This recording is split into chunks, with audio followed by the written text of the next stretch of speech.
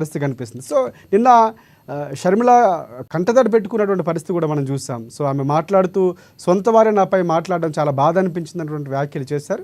YCP కూడా అదే స్థాయిలో స్పందిస్తుంది. ఇది ఈరోజు మనం డిబేట్ పాయింట్లో కంటిన్యూ చేద్దాం. అండ్ జనసేన పార్టీకి సంబంధించి స్పోక్ పర్సన్ రాయపాటి అర్ని గారు మనకు అందుబాటులో ఉన్నారు. వారికి నమస్కారం. అలాగే టీడీపీ మాజీ ఎమ్మెల్సీ జగదీష్ గారు కాసేపట్లో జాయిన్ కాబోతారు.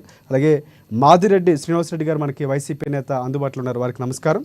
తర్వాత కర్ణాటి అప్పారావు గారు కాంగ్రెస్ పార్టీ అధికార ప్రతినిధి కాసేపులో ఆయన కూడా జాయిన్ కాబోతారు. అండ్ ముందుగా మనం జనసేన పార్టీకి సంబంధించి రాయపాటి అరుణ గారి దగ్గరికి వెళ్దాం. అరుణ గారు నమస్తే. సో ఒక మహిళగా మీకు కూడా తెలుసు,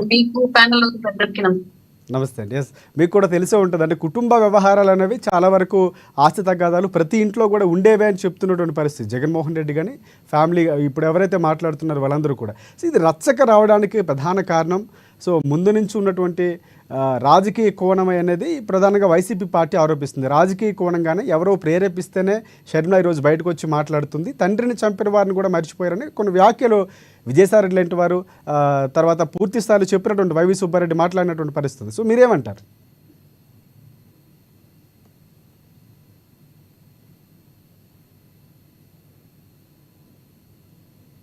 ఉన్నారని చెప్పేసి అపోహపడుతూ వచ్చాము. ఈ సంఘటన మూలంగా మనం తెలుసుకున్న అంశం ఏంటి అంటే, ఎవరికి వాళ్ళు వాళ్ళ యొక్క ఆస్తుల పరిరక్షణ కోసమే రాజకీయాల్లో ఉన్నారు అన్నమాట తేటతెల్లం ఈ సందర్భం మూలంగా మనకి. ఫస్ట్ది.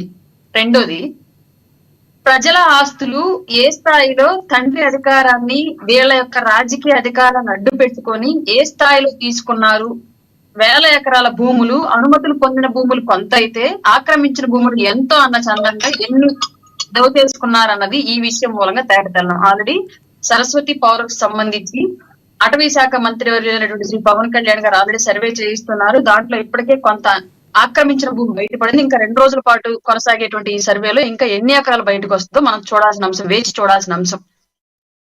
ఇట్లా జరుగుతున్న ఈ క్రమంలో మీరు అన్నారు ఇందాక, ఏ ఇంట్లో అయినా ఉండిద్ది కదా అని చెప్పేసి. ఏ ఇంట్లో అయినా ఉండడం వేరు, ప్రజా ప్రతినిధులుగా, పార్టీ అధ్యక్షులుగా, ముఖ్యమంత్రులుగా చేసిన వాళ్ళ ఇళ్లలో ఉండడం వేరు. సొసైటీ కోసం సర్వం త్యాగం చేసి మేము రాష్ట్రంలో ఉన్నటువంటి అందరు అక్క చెల్లెమ్మల్ని ఆదుకుంటున్నాం అని చెప్పేసి ఊరికే డబ్బాలు కొట్టించుకున్నటువంటి ఒక మాజీ ముఖ్యమంత్రి ఈ రోజు సొంత చెల్లికి ఇవ్వాల్సినటువంటి వాటాలు రద్దు చేసుకోవడం అనేది నిజంగానే అందరం చర్చించుకోవాల్సిన అంశం, ఆశ్చర్యపోవాల్సిన అంశం.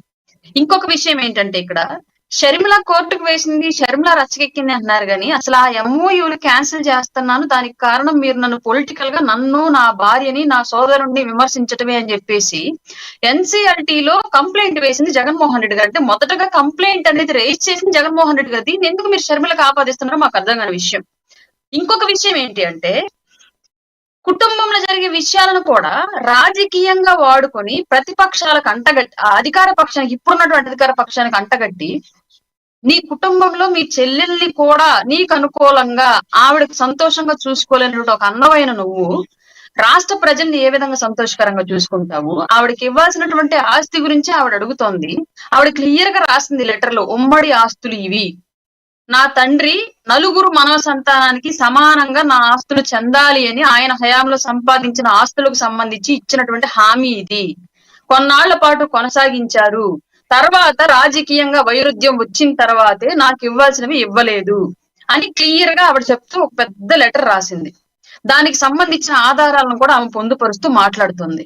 ఇవన్నీ పక్కన పెట్టేసి కేవలం షర్మిలని ఎవరో రెచ్చగొట్టారు, దానికి కారణం కూటమి నేతలు అని చెప్పేసి మాట్లాడడం ఏంటో మాకు అర్థం కాలేదు సార్. నిజంగా అంటే వాళ్ళ ఇళ్లలో జరిగిన దానికి, జగన్మోహన్ రెడ్డి గారి వాళ్ళ కుటుంబాన్ని తీసుకొచ్చి కోర్టుకి ఎక్కించిన దానికి, స్వయాన విజయమ్మ మీద కంప్లైంట్ వేసిన దానికి, జగన్మోహన్ రెడ్డి గారితో ఆ పని చేయించింది ఎవరు? చంద్రబాబు నాయుడు గారు చేయించారా? పవన్ కళ్యాణ్ గారు చేయించారా? వీళ్ళిద్దరూ చెప్తే జగన్మోహన్ రెడ్డి గారు తీసుకెళ్లి ఎన్సీఎల్టీలో కంప్లైంట్ వేశారా విజయమ్మ మీద? ఈ విషయాలన్నింటినీ కూడా రాజకీయంగా తీసుకొచ్చుకొని మాట్లాడింది జగన్మోహన్ రెడ్డి గారు. దీని అట్లా పెడితే ఊళ్ళో పెళ్లి కుక్కలాడావిడ అన్నట్లుగా వాళ్ళిద్దరు అన్నా చెల్లెల సంబంధించిన అంశం అది.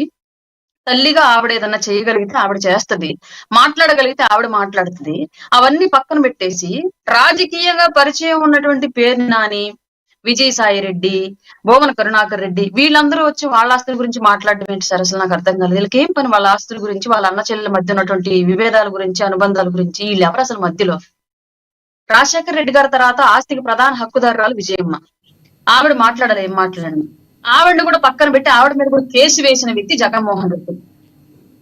తమకు రావాల్సినటువంటి వాటాల గురించి పోరాడుతున్న వాళ్ళు ఇద్దరు మహిళలు, ఒకటి విజయమ్మ, రెండు Sharmila. Right right right Support అరుణ గారు చేస్తే ఒకసారి ఎవరెవరు ఏం మాట్లాడారో ఒకసారి విందాం. అంటే ఇటువైపు వైసీపీ